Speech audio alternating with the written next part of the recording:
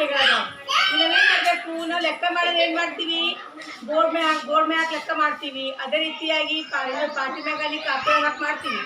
ಇದ್ರೊಳಗೆ ಯಾವ ರೀತಿ ಮಾಡ್ಬೇಕು ಈಸಿ ಮೆಥಡ್ ಹೇಳ್ಕೊಡ್ತೀನಿ ನಾನು, ಆಯ್ತಾ? ಯಾವ ರೀತಿ ಲೆಕ್ಕ ಮಾಡ್ಬೇಕಂತ ಹೇಳ್ಕೊಡ್ತೀನಿ. ಇದು ಅಡ್ಡ ಸಾಲು, ಇದು ಸಣ್ಣ ಸಾಲು, ಇದು ವರ್ಣ ಸಾಲು, ಆಯ್ತಾ?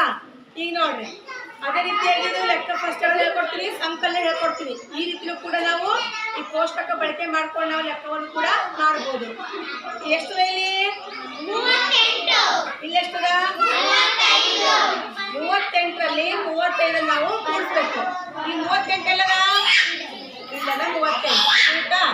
38ದಾಗ 35 ಕೂಡಿಸ್ಬೇಕು. ಈಗ 35 ಅದ್ರ 3 ಯಾವ ಸ್ಥಾನದಾಗ ಇಲ್ಲಿ 10 ಸ್ಥಾನದಾಗ ಯಾವ ಸ್ಥಾನದಾಗ ಇಲ್ಲಿ ಅಂದ್ರೆ 10 ಮನೆ ಏನ್ ಮಾಡಬೇಕು, ಜಂಪ್ ಮಾಡ್ಕೊಂಡು ಹೋಗ್ಬೇಕು.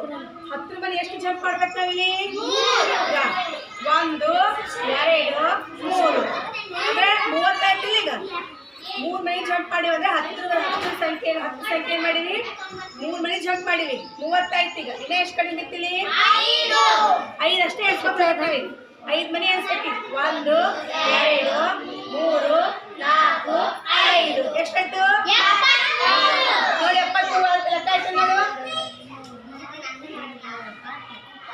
ಸರಿ ಲೆಕ್ಕ ಈ ರೀತಿ ಎಣ್ಸ್ಕೊಂಡ್ ಮಾಡ್ಬೇಕು. ಇನ್ನೊಂದು ಎಷ್ಟರಲ್ಲಿ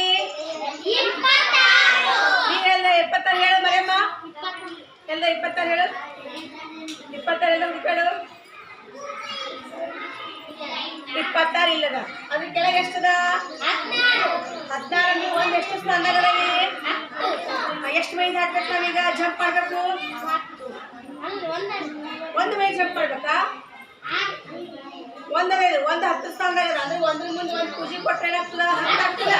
ಎಷ್ಟು ಮೈನ್ ಜಂಪ್ ಮಾಡ್ಬೇಕೀಗ 10 ಅಂದ್ರೆ 1 ಮೈನ್ ಜಂಪ್ ಮಾಡ್ಬೇಕು ನಾವೀಗ. 1 2 3 4 5 6 7 8 9 10 1 ಮೈನ್ ಜಂಪ್ ಮಾಡ್ಕ. ಇನ್ನೇ ಎಷ್ಟು ಉಳಿತಲ್ಲಿ ಎಣ್ಸೇವಿ ಎಷ್ಟು ಬಂತು ಉತ್ತರ? ಸರಿ ನೋಡಮ್ಮ, ಗೊತ್ತಾಯ್ತಾ ಯಾವ ರೀತಿ ಲೆಕ್ಕ ಮಾಡ್ಕೊಂಡು ಗೊತ್ತಾಯ್ತಿದ್ದು? ಇದಕ್ಕೆ ಏನಂತೀವಿ ನಾವು ಸಂಖ್ಯಾ ಕೋಷ್ಟಕ.